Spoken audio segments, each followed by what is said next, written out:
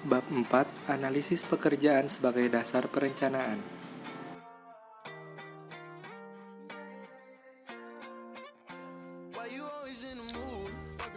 Pekerjaan adalah entitas organisasional.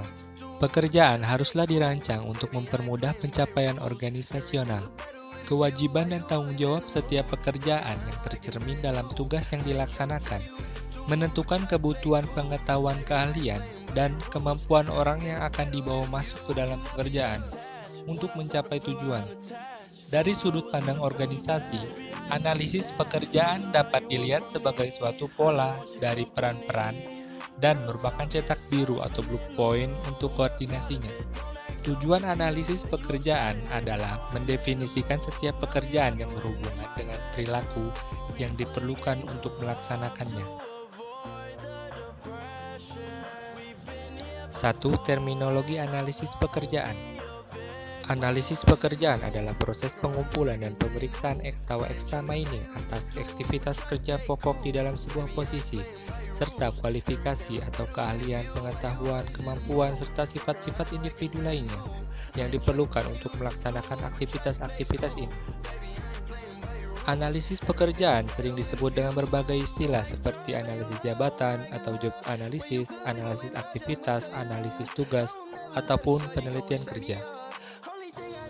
Analisis pekerjaan mencakup 3 hal, yaitu 1. Deskripsi pekerjaan atau job description adalah pernyataan faktual dan terorganisasi kewajiban dan tanggung jawab dari pekerjaan tertentu. 2. Spesifikasi pekerjaan atau job specification adalah keahlian, pengetahuan, dan kemampuan yang dibutuhkan dalam pekerjaan. 3. Evaluasi pekerjaan atau job evaluation adalah proses sistematik yang berurutan untuk menentukan nilai suatu pekerjaan. 2. Manfaat analisis pekerjaan. 1. Analisis penyusunan pegawai desain organisasi adalah mengenai pekerjaan yang dilaksanakannya dan bukan hanya sekedar berapa jumlah pegawai yang dibutuhkan.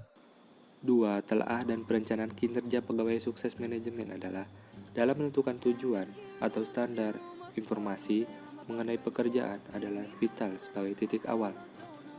3. Pelatihan dan pengembangan jalur karir adalah analisis pekerjaan sering digunakan untuk menentukan pelatihan dan pengembangan yang diperlukan karyawan pada semua level organisasi. 4. Kriteria seleksi evaluasi pekerjaan adalah hasil analisis pekerjaan juga memberikan dasar untuk seleksi karyawan, baik pada awal rekrutmen maupun pada keputusan promosi atau penugasan berikutnya. 3. Tahap-tahap analisis pekerjaan.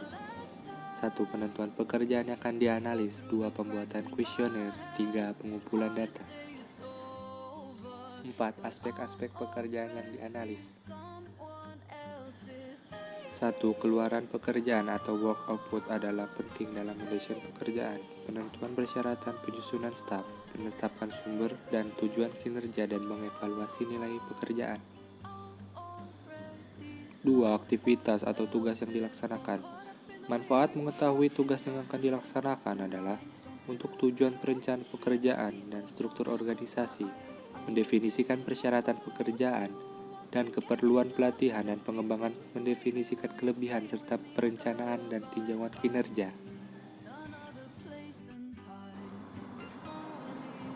3. Kompetensi informasi mengenai kemampuan.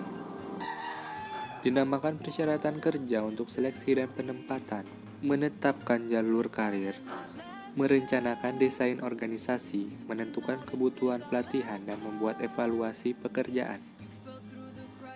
Analis pekerjaan normalnya mencari untuk menentukan kompetensi yang diperlukan dengan mengartikan perilaku yang dibutuhkan. 4. Struktur balas jasa. Beberapa faktor sistem evaluasi pekerjaan dalam administrasi gaji adalah keluaran, tingkat pendidikan, dan masa jabatan.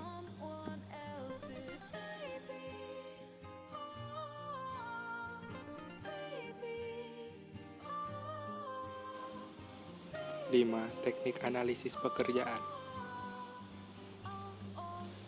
Untuk mengumpulkan informasi mengenai pekerjaan, membutuhkan pemilihan teknik yang akan digunakan. Ruang lingkup teknik yang ada terbatas pada mewawancarai pemegang jabatan maupun manajer, mengirimkan beberapa jenis kuesioner, atau langsung mengamati pekerjaan yang dilaksanakan dengan beberapa cara.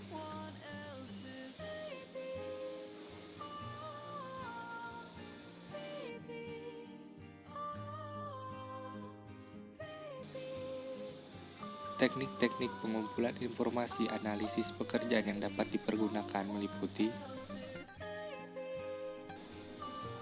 1. Observasi. Barangkali teknik yang paling nyata dan terang-terangan dalam analisis pekerjaan adalah mengobservasi orang-orang yang melaksanakan pekerjaan. Observasi biasanya lambat, mahal, dan kemungkinan tidak begitu akurat dibandingkan metode yang lain. Jika analis mendapatkan data melalui teknik lain, observasi dapat merupakan konfirmasi atau untuk menghilangkan keraguan-raguan. 2. Wawancara. Sejumlah besar informasi dapat diperoleh melalui wawancara pemegang jabatan, baik secara individu maupun dalam kelompok kecil, berkenaan dengan persyaratan perilaku dari posisi mereka dan karakteristik pribadi yang perlu untuk kinerja yang efektif.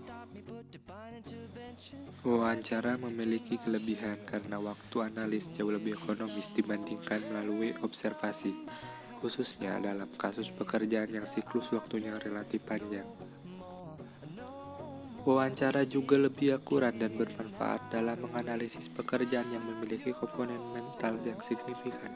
Wawancara merupakan cara yang paling lazim digunakan untuk pembuatan tugas, kewajiban, dan perilaku yang perlu untuk aktivitas yang terstandarisasi maupun tidak terstandarisasi, dan juga untuk pekerjaan fisik maupun mental. Kegunaan dan validitas wawancara tergantung pada 1. Penggunaan metode sistematik untuk memperoleh dan mencatat informasi mengenai pekerjaan. 2. Memastikan bahwa sampel yang memadai dari pemegang jabatan untuk memberi gambaran yang relatif lengkap dan objektif mengenai persyaratan. 3. Kuesioner. Kelebihan 1. Teknik ini memberikan informasi yang standar dalam jawaban terhadap serangkaian pertanyaan yang tetap mengenai pekerjaan. 2. Waktu analisis relatif lebih ekonomis. Kekurangan 1. Teknik ini tidak memiliki fleksibilitas wawancara untuk memeriksa aspek khusus pekerjaan. 2. Teknik ini tidak memiliki kekayaan deskripsi yang hanya tersedia melalui observasi tangan pertama terhadap pelaksanaan pekerjaan. A. Kuesioner disesuaikan. Dengan metode ini, sebuah kuesioner daftar aktivitas dirancang sesuai dengan tipe aktivitas yang dilaksanakan di dalam sebuah organisasi dan membantu aplikasi tertentu yang diinginkan. B. Kuesioner lengkap. Sebuah kuesioner tentunya diharapkan dapat memenuhi semua aplikasi dari informasi analisis pekerjaan, mudah untuk diperbarui dan analisis dengan waktu dan biaya yang minimal, serta mencakup klasifikasi yang luas dari berbagai posisi di dalam organisasi. 4. Catatan harian karyawan. Karyawan secara periodik meringkas tugas-tugas dari aktivitas mereka di dalam catatan harian atau logs. Catatan harian karyawan sangat berguna dalam membantu pemegang jabatan untuk menganalisis setiap kegiatan yang dilakukan oleh karyawan.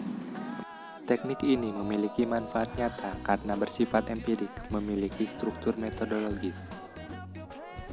Teknik ini membutuhkan tingkat kedisiplinan dari komitmen atas keikutsertaan individu. Tetapi teknik ini memiliki potensi memberikan catatan empirik yang tinggi mengenai perilaku pekerjaan. Hasilnya sebagian besar data pengamatan, tetapi biasanya cukup terperinci. 6. Kriteria teknis analisis pekerjaan. 1. Keandalan. Keandalan atau reliability adalah konsistensi hasil yang diperoleh. Penilaian bobot kerja dan kualifikasi haruslah sama, tidak peduli siapa yang terlibat: penyelia, pemegang jabatan, analis, konsultan, dan metode yang digunakan.